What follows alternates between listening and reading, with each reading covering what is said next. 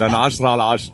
الله انت زي يا العسل يا حبيبي والله حبيبي. طب قول لي لو في جمله تحب تقولها لكل الناس. كل واحد يخلف في حاله، يبص في ورقته الحشريه في حياه الناس. انت في حد بتوصل له رساله معينه مضايقك في بصراحه يعني بصراحه انا بقول للشباب اللي زي حالاتي يعني حاول نفسك من المخدرات وشوف نفسك وشوف مستقبلك، عيش حياتك بس عيشها صح، ما تضرش نفسك، اعمل الشور لايك وفولو وشير وكومنت. وما تنسوش شوري مش بلوجر، انت البلوجر. انت البلوجر. انت البلوجر. انت البلوجر. ايه الاخبار؟ عامل ايه؟ اسمك ايه؟ كريم. انت ايه جايين تجربوا مضغوط؟ لا انت ايه؟ انا صاحب المحل. انت صاحب المحل؟ قول لي باباك يستعجل لنا اللاين شويه عشان احنا بابايا بقالنا اهو. كتير.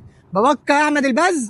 قول له احنا عارفينه ما ياخرنيش بعد كده. ليه لازم الصنايعي اللي قبله مين الحمار اللي اشتغل قبله؟ ما هي ليه لازم مفيش. اللي قبله يبقى حمار؟ هو ما فيش صنايعي بيشكر في صنايعي. انت لو قدامك اختيارين تعيب على اللي قبلك ولا تاخد اجازه اسبوع وتخلع، تختار انهي؟ لا ما عيبش. تخلع اسبوع تمام.